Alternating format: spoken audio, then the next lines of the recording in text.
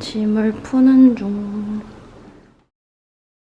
내가 살던 곳은 경기도 중에서도 시골에 속하는 편이었기 때문에 교통이 매우 불편했다. 차로 10분이면 갈 수 있는 거리를 버스로 50분 동안 가야 했는데 어딜 나가도 택시가 잡히지 않아서 곤욕이었다. 그러다 보니 나는 점점 집 밖에 나가지 않게 되었다. 그렇다고 그 집이 나에게 엄청난 만족감을 줬던 것도 아니다. 결국 나는 한두 달 전 서울로 이사를 오게 되었다.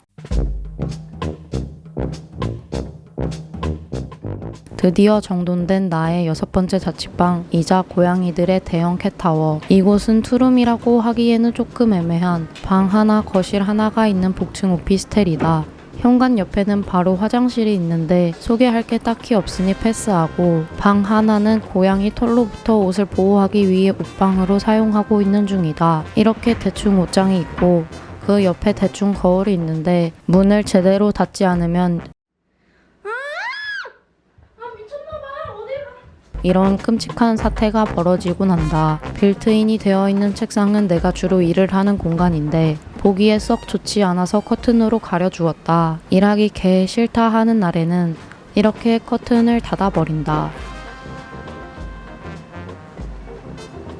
컴퓨터 뒤쪽으로는 이름 모를 빈티지 조명을 하나 두어 분위기를 내주었다.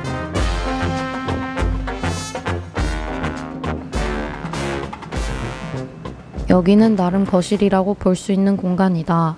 색감을 조화롭게 연출하기 위해 포인트 컬러를 한두 가지 정도로 두고 사이드로 무채색에 가까운 아이템들을 배치해 주었다. 이게 어떤 말이냐면 당근에서 구해온 당근색 러그 위에 무채색에 가까운 책상과 의자를 배치했고 그 뒤에는 초록초록한 코트랙, 또 그 옆에는 무채색 모듈장을 주어 색감이 있으면서도 부담스럽지 않게끔 연출했다. 대충 이런 말이다.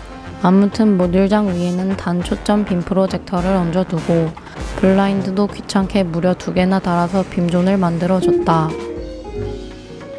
거실의 가장 큰 면적을 차지하고 있는 책상과 의자는 간단한 업무를 보거나 밥을 먹을 때 사용 중인데 모두 빈티지 제품으로 이전 집에서 사용하던 것을 그대로 가져왔다. 그리고 내 애정템 중 하나인 선물 받은 카도 가습기 디자인 중 원탑이 아닐까 생각이 드는데 까닭은 내가 디자인만 보고 골랐기 때문이다. 인터폰과 스위치가 꼴보기 싫어서 거울로 가려주었다. 실제로 사용할 때는 거울만 살짝 들어주면 되기 때문에 아주 굿 아이디어라고 할 수 있다. 초록초록한 이 친구는 가장 최근에 구매한 빈티지 코트랙이다. 위에 달린 거울은 집에 굴러다니길래 슬쩍 얹어서 감쪽같이 사용 중이다. 솔직히 말하자면 활용도는 떨어지지만 그딴 건 아무래도 상관이 없다. 예쁘니까.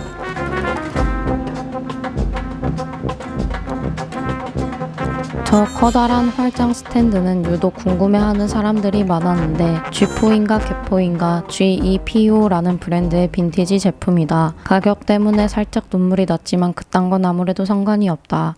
예쁘니까.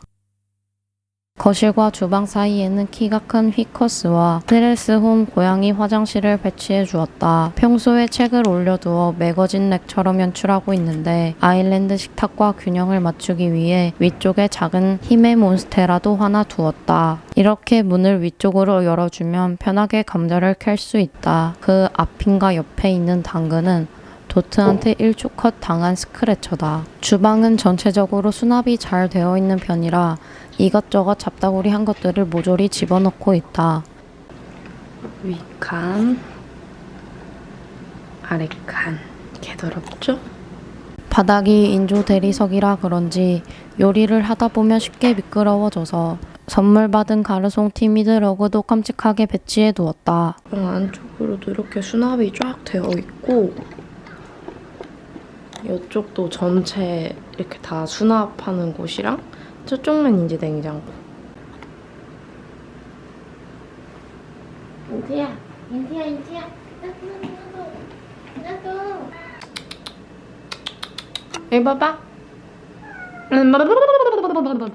이 집의 유일한 단점은 복층 천장 높이가 매우 심각하게 낮다는 것이다.